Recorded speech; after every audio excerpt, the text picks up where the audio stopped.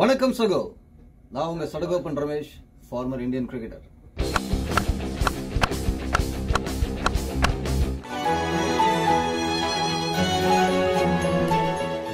வணக்கம் சகோ.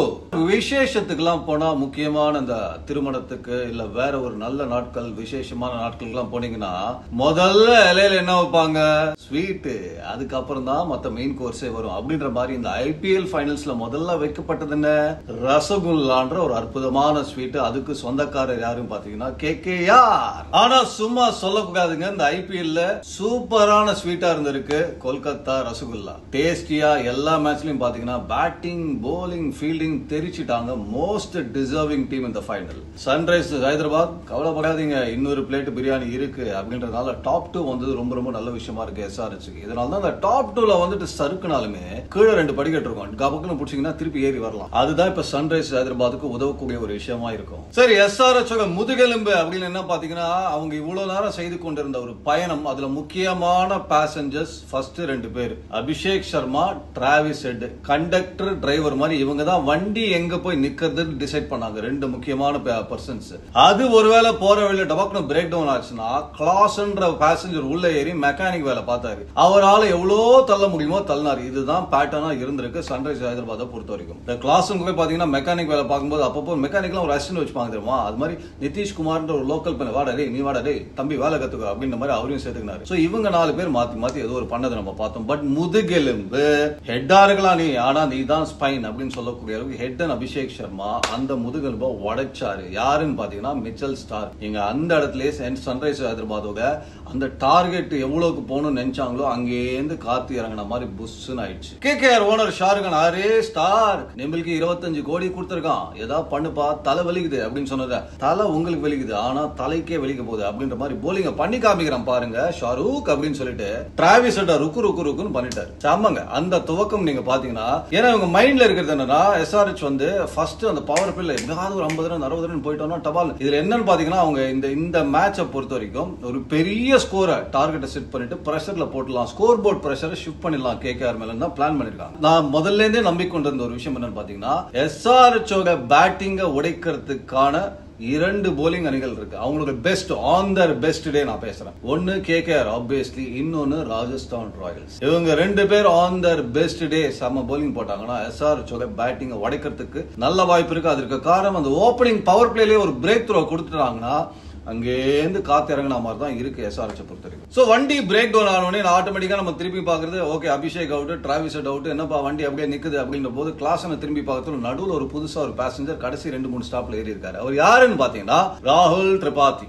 செம்மையா ஆடுறாரு. இவரே முதல்ல இருந்தே அவங்க யூஸ் பண்ணல. டைம் அண்ட் அகைன் பாவம் அந்த பையனும் நான் எவ்வளவுதாயா முட்டி மோதி ப்ரூவ் பண்றதுன்ற மாதிரி ஆடிட்டு இருக்காரு. அட்டகாசமான ஒரு இன்னிங்ஸ். அவர்கிட்ட என்ன ஒரு பெரிய அட்வான்டேஜ்னா, ஓப்பனிங் இந்த 2 பேர் அவுட் ஆனாலுமே அவர் அஃபெக்ட் ஆகல. செகண்ட், இந்த ஸ்ட்ரைக் ரேட் பாதகமே இல்ல, ஸ்கோர் போர்ட் டிக் ஆயிட்டே இருக்கும். ராகுல் திரிபாதி பேட்டிங் ஆடினா 30 பந்து ஆடினா மினிமம் கேரண்டி 50 ரன். அந்த வேகத்துல தான் ஒரு பேட்டிங் ஆகுது. அதே மாதிரி அந்த பேசஞ்சர் இப்ப புதுசா உள்ள வந்தது ஒரு மிகப்பெரிய பலமா இருக்கு SRH. அப்கோர்ஸ் அதுக்கப்புறம் அவங்களுக்கு முக்கியமான அந்த மெக்கானிக் கிளாசன் உள்ள வந்தாரு. இப்ப கிளாசன் எப்படின்னு நீங்க பாத்தீங்கன்னா, முதல் ஸ்டாப்ல ஏற போறாரா இல்ல 5வது ஸ்டாப்ல ஏற போறாரா? முதல் ஸ்டாப்ல ஏறினா ஆட்டோமேட்டிக்கா அங்க கதை கந்தல். ஏன்னா முதல்லயே அவுட் ஆயிட்டாங்க, ஓப்பனிங்ல விக்கெட்டை விட்டுருக்காங்கன்னு அர்த்தம். 5வது ஸ்டாப்ல தான் கிளாசன் உள்ள வந்தாருன்னா பேட்டிங்க்கு, அப்ப செமையா போயிட்டு இருக்கு டிராவல். அங்கேருந்து ஒரு தள்ளுவார் கிளாசன், நேரா போயிட்டு சூப்பரா முடிச்சிருவாங்க டெஸ்டினேஷன். பட் இங்க பிரச்சனை என்னன்னா, இந்த மேட்சை பொறுத்த வரைக்கும் முதல்ல ஓப்பனிங்ல பவர் பிளேல ஒரு மாதிரி டப்பு டப்புன்னு விக்கெட்ஸ் எல்லாம் வந்ததுனால கிளாஸ்னு ஒரு பிரஷர்ல தான் இருந்தாரு. பட் திரிபாதி ஒரு பக்கம் நல்லா ஆடினார். பட் அதையும் தாண்டி ஒரு பெரிய ஸ்கோரை எட்ட முடியுமானா, யாராவது ஒருத்தர் ஒரு எக்ஸ்ட்ராடினரி இன்னிங்ஸ் 20வது ஓவர் மட்டும் ஆடணும் அப்படின்ற ஒரு கட்டாயம் இருந்தது. பட் அது நடக்கல. அதுக்கப்புறம் அணியின் தலைவர் பேட் கமின்ஸ், அது நம்ம பார்த்துருக்கோம் நிறைய முறை. அவர் பேட்டிங் பயங்கர எபிலிட்டி இருக்கு. திருப்பி ஒரு தப்பு பண்றாருங்க பேட் கமின்ஸ். அந்த இம்பாக்ட் எதுக்குங்க? அவர் 2வது முறை அந்த தவறு பண்ணிருக்காரு. மும்பை இந்தியன்ஸுக்கு உங்களுக்கு ஞாபகம் இருக்கும், இதே சன்வீர் சிங் ட்ரை பண்ணாரு, 17 ஓவருக்கு அப்புறம் கிளிக் ஆகல.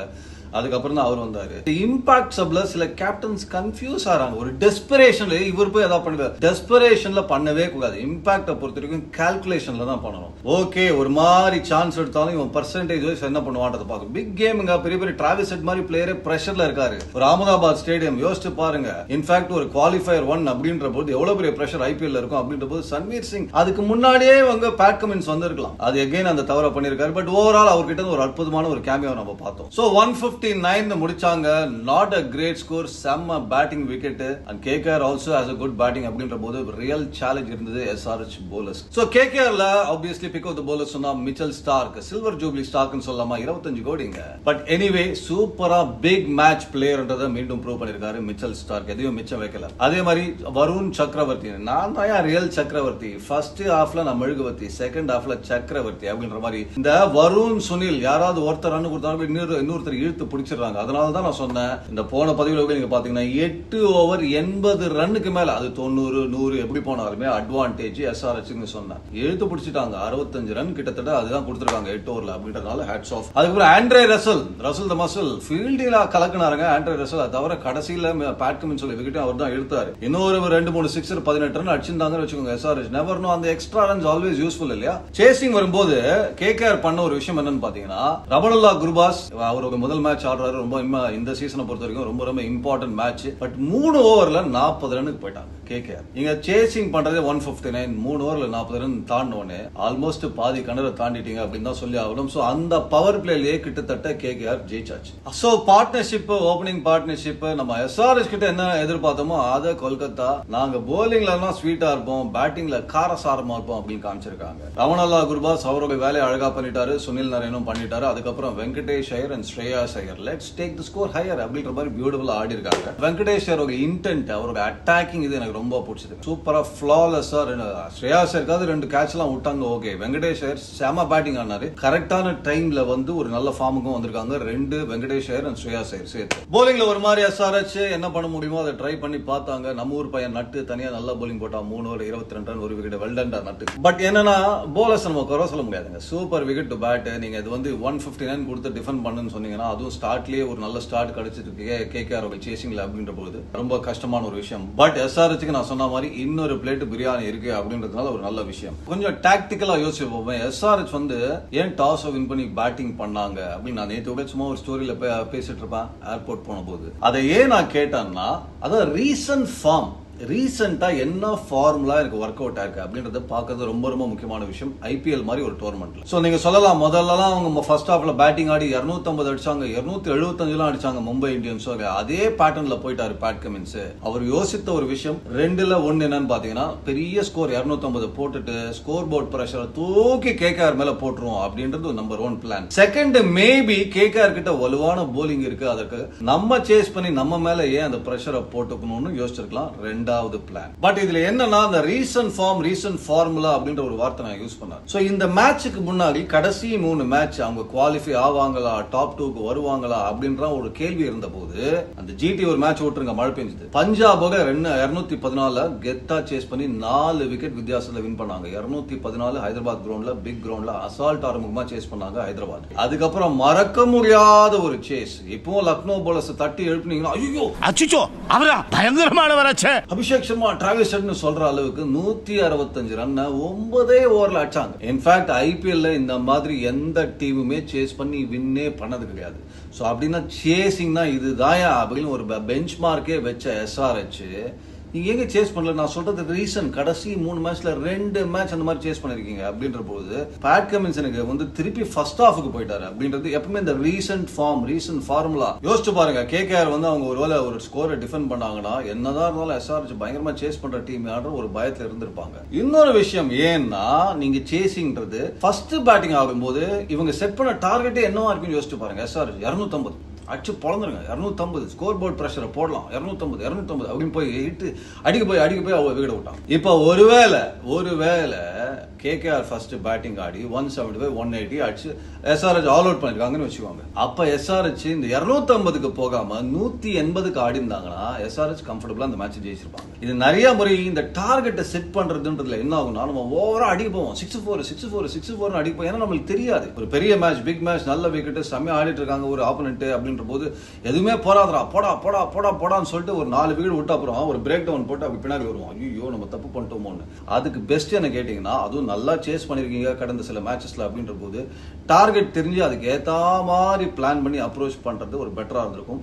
ஸோ அதனால தான் நான் சொன்னேன், எஸ்ஆர்ஹெச் வந்து பேட்டிங் டாஸ் வின் பண்ணி பேட்டிங் சொன்னது கொஞ்சம் சர்ப்ரைசிங்கான ஒரு விஷயமா இருந்திருக்கு. பட் இன்னொரு வாய்ப்பு இருக்கு எஸ்ஆர்ஹெச் அப்படின்ற போது, எஸ்ஆர்ஹெச் பாயிண்ட் ஆஃப் வியூல நான் யோசிக்கக்கூடிய ஒரு இன்ட்ரெஸ்டிங் விஷயம் என்னன்னா, அவங்க யாரை விரும்புவாங்க ஆடுறதுக்குன்னு கேட்டீங்கன்னா, சர்ப்ரைசிங்கா இருக்கும். நான் உங்களுக்கு சொல்றது ஆர்சிபியை தான் விரும்புவாங்க. ஏன்னா அவங்களுக்கு என்னன்னா மீண்டும் அந்த முதுகெலும்பு யாருன்னு பாத்தீங்கன்னா ஓப்பனிங் பேட்டர்ஸ். எஸ்ஆர்ஹெச்க்கு என்னன்னா இன்னொரு தரமான பேட்டிங் சைடு வந்தா பிரச்சனை கிடையாது. ஏன்னா அவங்க கிட்ட இருக்கிற சுமாரான போலிங்க கேபிட்டலைஸ் பண்ணி நாங்க இன்னும் அதிரடியா பேட்டிங் ஆடி 6-4 காட்டிடுவோம். பட் உங்ககிட்ட நல்ல போலர்ஸ் இருந்து எங்களோட முதுகெலும்பான ஓபனர்ஸ் உடைச்சிட்டு உள்ளேயும் பூந்து சேதாரம் பண்ணீங்கன்னா அங்கதான் பிரச்சனை. அப்ப இந்த 2 அணில பாத்தீங்கன்னா ஆர்சிபி ஆர்ஆர்ல அவங்களுக்கு பயமுறுத்தக்கூடிய விஷயங்கள் எங்க இருக்குன்னு பாத்தீங்கன்னா ஆர்ஆர் பக்கம் இருக்கு. ட்ரெண்ட் போல்ட் சிம்ம சொப்பனமா இருந்திருக்காரு பவர் பிளேல. மீண்டும் வந்து ஒரு ஓப்பனிங்ல ஒரு உடைச்சாருன்னா எஸ், அதுக்கப்புறம் அஸ்வின், அதுக்கப்புறம் சஹல், அப்புறம் நான்ட்ரி பக்கர் இவங்க ஆடுறாங்களான்றத பார்க்கலாம். அப்படின்ற போது போலிங் வைஸ் ஆர்ஆர் ஒரு த்ரெட்னிங் ஃபேக்டர். எப்பவுமே எஸ்ஆர்ஹெச்க்கு இன்னொரு பயங்கரமான பேட்டிங் சைட் பட் கொஞ்சம் சுமாரான போலிங் சைட விட நல்ல போலிங் சைட் கொஞ்சம் சுமாரான பேட்டிங் சைட் ஒரு த்ரெட்டா இருக்கும். ஸோ ஐ திங்க் என்னோட மைண்ட் என்னோட கருத்து படி எஸ்ஆர்ஹெச் ஆட விரும்பக்கூடிய சைட் ஆர்சிபியா இருக்கலாம். இது என்னுடைய கருத்து. கமெண்ட் செக்ஷன்ல நீங்க வேற மாதிரி போடலாம். எனிவே ஸ்டே டியூன் गाइस, இன்னொரு தரமான போட்டி காத்திருக்கு. இன்னைக்கு ஆர்சிபி வெர்சஸ் ஆர்ஆர் என்ன நடக்குதுன்றது பார்க்கலாம். இதுவும் ஒரு வர்ச்சுவல் நாக் அவுட். யார் தோக்குறாங்களோ வெளியே போகணும் ராஜா. அது வந்து குவாலிஃபயர் 1 2வது லட்டு இருக்கு. இங்க லட்டே கிடையாது, அப்படியே வெளில போக வேண்டியதுதான். கடையை கட்டு தான் அப்படின்ற போது யார் பண்றாங்கிறத பார்க்கலாம். ஆல் தி பெஸ்ட் அண்ட் நன்றி சகோ. உங்களுக்கு சப்போர்ட்டுக்கு உங்களுக்கு ஆதரவுக்கு எல்லாத்துக்கும் நன்றி. ஷேர் பண்ணுங்க, சப்ஸ்கிரைப் பண்ணுங்க, பெல் பட்டன் தட்டுங்க. டக் டக் டக் டக். Okay, have a good day.